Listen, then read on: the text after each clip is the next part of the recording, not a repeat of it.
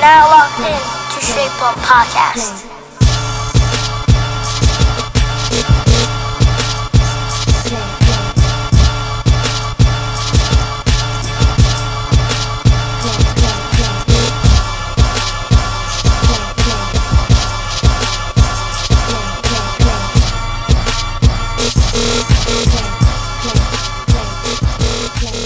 We are live and we are back, season 3, and we already got a dope chemistry. Me and my girl over here, Nino. What's up, Nino? Hey, got a special guest, T.K. Kirkland. What's up, T.K.? What's going on? It's always a pleasure, PR. No, it's not. Not today. I'm gonna let you have it, bro. No, matter of fact, no, I'm not. I gotta learn. Never go at a comedian like that, right? Let me start off like that. Especially when you come to my show Saturday. Yeah, let me just chill out right now. But Nino, you have something to say real quick. Yes, first, before we start, I want you to go check out the movie Black and Blue. With Tyrese. You have to.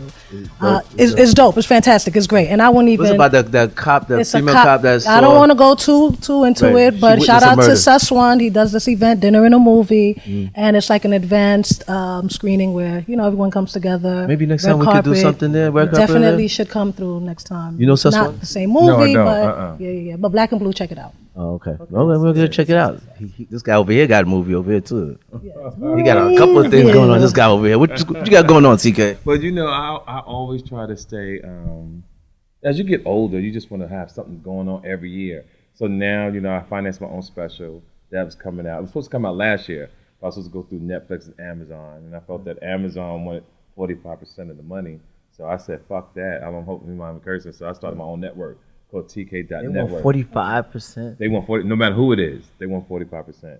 Now I'm gonna lease my special to them later, but all the bulk of the money has to come through me first. TK.network. Get yours first. Get my first, and that kind of movie theaters, how they do the movies, and they go to DVDs and all the other outlets.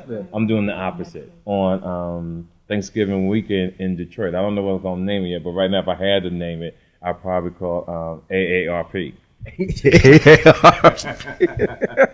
I'm not even gonna ask why. I was about to say, because people don't want to embrace old age. You know what I'm saying? Yeah, because I don't want to get my ARP card right now. I want to switch. I want to show the love about what AARP is truly about. You know what I'm saying? Like, one, you regret getting old, but then you live to get your discounts. Yeah, see, I want to get everybody understanding your discounts as you get older. Like, I don't tip no more. Because you should have caught me the first. He has a point. No, he has a point. You don't have to tip anymore? No, you don't. Because that's just something I came up with. Oh. I see, after 55, I don't tip no more. Yeah, you should have caught me the first 55 years of my life. Right. And to give you a point, I'm at IHOP earlier today. And I had, delicious pancakes, And as I drove off, I was on the phone. And then I realized, I put the phone on my chest. I said, oh, shit. I'm a fucking senior citizen, right? Yeah. I'm a senior citizen, so I came back. I walked into the IHOP and they said, "Sir, is everything okay?" I said, "I need to speak to the manager." And they said, "Is everything?" I said, "I don't want to speak to you. I want to speak to the manager." The manager comes out and says, "Sir, is everything okay? Was there something wrong with your delicious pancakes?" I said, "No, pancakes is hot and juicy, but I'm a senior citizen. I want my discount." He said, "You don't look your age." I said, "I know. ID pal." Oh my God. You look good for your age. Right. I said, "Yep, 20%. Oh, you get a 20% discount? You get a discount, senior citizen discounts for certain things, yes. Real? Yes, sir. Bruh, I'm going to have to embrace it now. Yes, yo. I got to embrace it. I have the to movie embrace theater. No. How much is the movie theater? Join it. Yo, like $9, $5 for 8 people. Yo, bro. All right. I got enough $5 for 8 people. No, I'm joking, but it's that cheap. And then you have extra money for Twizzlers, butter for the popcorn, extra juices. Yeah. You know what I'm saying? And especially if you're still smooth like me, because I still date young women. Yeah. So when they know we go past the road to the top, you can have a little oral sex, a little popcorn, and watch the movie. I thought you was involved. You talking about that younger woman. What happened to that? Nino, you told me you had somebody. When did I have somebody? Last year, did you have somebody? That works out. That's not wait for me. I was still going off of last year. Well, he told me too last year. That was normal. But he did tell me that last year. That was normal. But see, in this world, just like how Donald Trump has bamboozled the country, I got bamboozled on a marriage. Now, between us, I was getting married to help someone out. You did tell me that last year. You did say that. The person was dying of cancer. Right, you did say that. Oh, see, I didn't know. Don't tell me she didn't have cancer. She was lying, dog. Bro, don't let me drop this. Good. Listen to me. I set everything up with Morgan Stanley and all that. And when I finally met her children, because I'm traveling. Are you telling the truth or you good? So are my children. I'm traveling the world and I finally meet the kids. And I said, listen, your mom is dying of myeloid leukemia. Y'all got to stop running her into the ground because she's dying. They started laughing at me. And I'm like, what? Thought you were telling them a joke? They said, my mom has been a habitual liar her whole life, and I'm sorry, TK. And I lost it. So I did everything not to whoop her ass. She stole some stuff from me. And then I realized being older, which was great, I said, okay, she lied. It's not worth going to prison. She stole some money from my daughters. I can get money back. It's not worth going to prison. I put on social media, blasted, and I find out that people have been telling me stories that she's been like this since she was a child. Yeah, she's really a habitual liar. Really so what I'm doing, I'm on the day before Thanksgiving, November 23rd, I'm in Columbus, Ohio, a city that she lives in. And I'm going to talk about this on the show. And then after the show, to help her, I have T-shirts with her face on the front, with habitual liar on the front, so that people can walk through the city and wear this shirt to protect her from herself.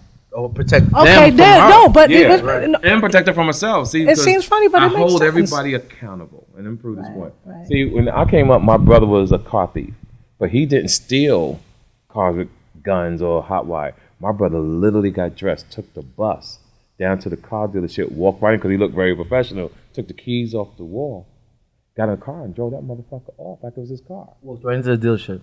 Walked right into the dealership. Now, this is the 70s now. Yeah. He's parking the car in front of my mother's apartment building. like his car, washing the car like he's paying the motherfucking car payment. My mom looks out the window. That one time, did my mom say, get that motherfucking car from in front of my house. You know the car's stolen? No. Mom went to the grocery store with that car. My grandmother even took her to work in that car, right? So my brother kept stealing cars, but then he graduated to something else. So you got to hold people accountable because we all know somebody that's a liar. So when someone's a liar, you got to hold them accountable right then because they move on to other things because no one embarrassed them. Nobody told them. Nobody pulled their coattail. Nobody pulled their coattail. So what happened? My brother now joins the Marines. Now my brother didn't actually go to basic training camp. My brother found the store where they sell Marine uniforms. And my brother went in and bought the jacket, the pants, the shoes.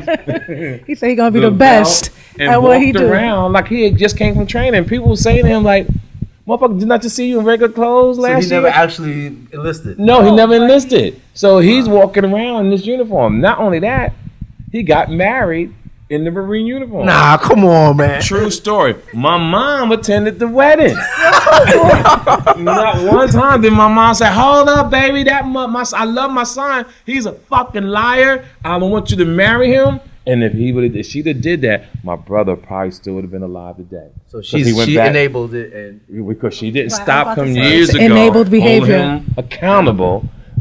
After that, my brother went back to stealing cars in Jersey City, New Jersey. He was driving the street when another stolen car went on a speed chase. Cops murdered my brother 7 motherfucking times, shot him 7 times. True story. So I tell that story to help people's lives that when you meet people and their lives, because a lot of them out there, hold their ass accountable. And that's what I'm going to tell the people in Columbus, Ohio. I'm going to tell them, all the people who come into the show that she did something to, I'm going to tell them, that bitch should have never met me if y'all had held her accountable. Right. Somebody should have pulled her coat. If y'all had stopped her years ago, the bitch would have never got to me. Right. And that's my point. So with Tekashi, right? Who do you hold accountable for that? See, the thing about Tekashi that people we all Afro-Americans live in a fairy tale world. What's that? And the fairy tale world is that we think there's honor amongst thieves. You understand what I'm saying? When you do your research on crime and gangsters, they all snitch on each other. Since day one, they either kill you or they tell you to get you out the motherfucking way. Or fucking your wife. The thing is, Tekashi is a youngster. He's a kid. And when he's 60, we won't even probably be here, right? He'll be a multi-millionaire. Won't nobody give a fuck.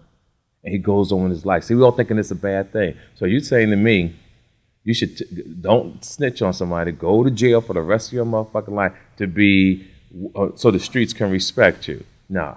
Because you got a number, the cameraman, both these men got a number.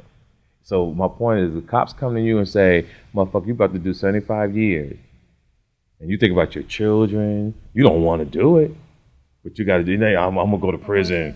But if you're doing crime with that person, and you're doing the dirt with that person, that's you have to be responsible. One would think so. Take responsibility. There's a lot of situations when people hear numbers like that. I know, I get it, but that don't mean that's right, or that's no. Right, doesn't mean it's right, because you were actually involved in that. He Now, did say a he was person a that child. you just clean, like you're on the street or you're on the sidewalk. Yeah, you know what? Don't do it. No, what you guys are saying is, here's what I'm going with it. It's called hold accountability, but that's why you do crime by yourself.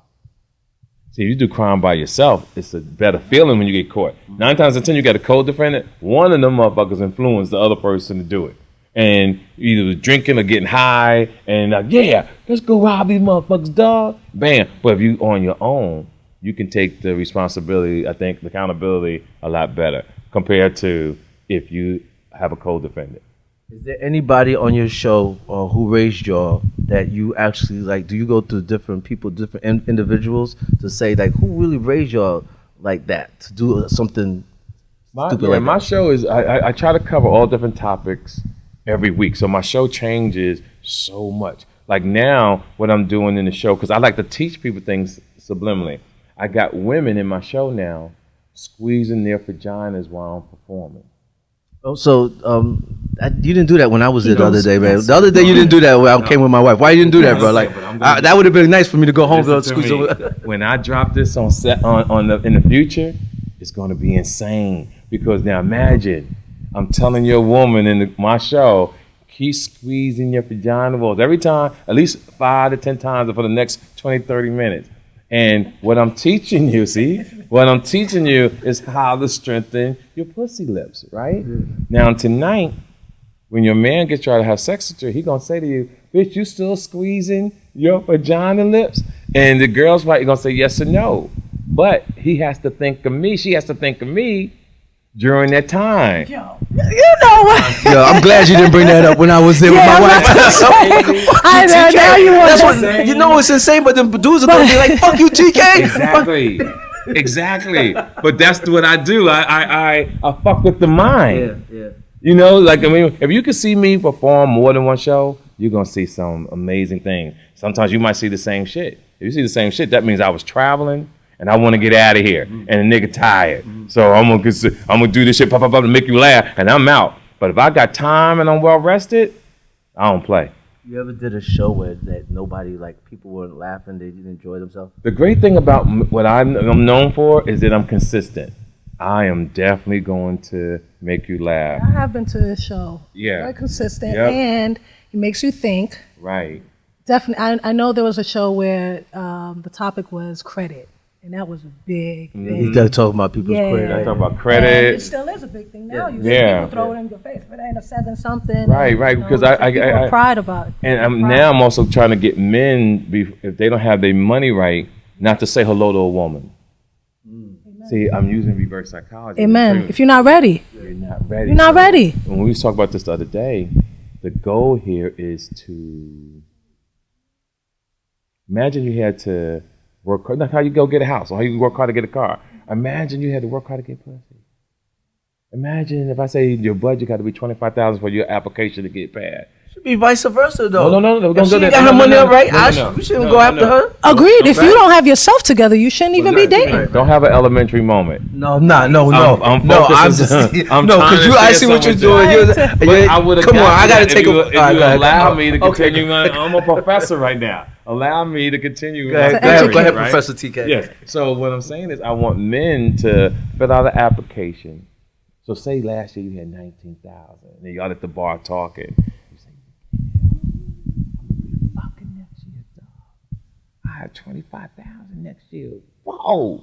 I got an apartment. I got a car. I'm ready. And that's the incentive that I want to have. Now with the women, we want the same thing, to be equally yoked.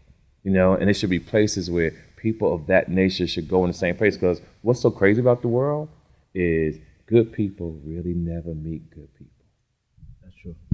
Never, yo. you always go through some bullshit before you get to the good. Okay. Isn't that something? You know, see, I'm single. I take care of women. And I like it that way. I like to get a girl property. I might buy you a nice car, nothing expensive. Toyota Camry. Come on, man. Loaded. Come on, man. You don't buy cars? Come on, man. I'm just go ahead, finish. He's pitching right now. I buy cars. Look, he's pitching right now. But I'm old school. Go ahead, man. Sugar daddy. Now, what's wrong with being a sugar daddy? I'd rather be a sugar daddy and take care of a woman than being a cheater and fucking up the mind of the woman and somebody's kids.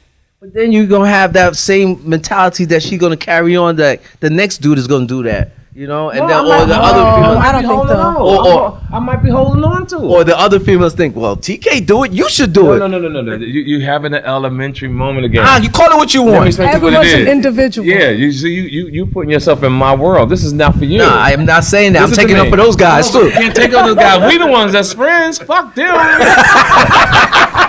We supposed to motivate them. Okay, I'm your friend. Okay, go ahead. Yeah, I'm your friend. So this is just me living my life. And for the record, just because you take care of a woman don't mean she's going to have loyalty with you. Right. Agreed. So you got to understand that part, right? And give me an example. I come back from Germany, and I stop in Jersey. I got a beautiful lady living up in a nice condo. So when I come in the house, it's like 3:30, 4 o'clock in the morning, but I'm starving. So I go in the kitchen. I fix a club sandwich, slightly toasted, lettuce, tomatoes, a little juice. You know, I ain't want much. So I put my feet up, a little mayo, and I'm watching Don Lemon. Now, I like to have oral sex as soon as I see my girl. It's something I like to do. Take a nice shower, whatever. So I'll go upstairs, and I'm in a good mood. I go in the room to tell the bitch a joke, and the nigga under the bed start laughing. Yo, come on. I thought this was going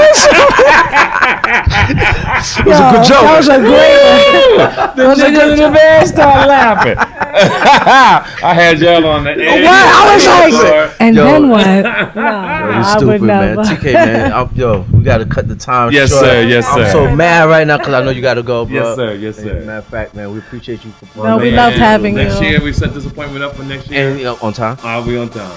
You have my word. I will be on time. Thank you very much, man. Straight Blunt Podcast. Good to have And we you still always. asking, Who raised you? One of the greatest questions of the day. I love it. I love it.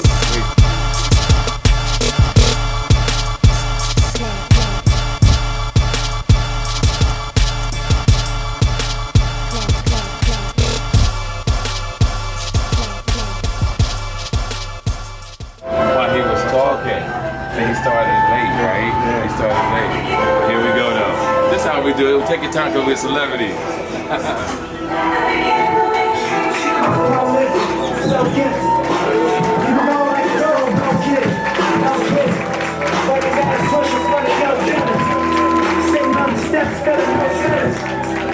Last night was a cold killer. You gotta keep the devil in his heart.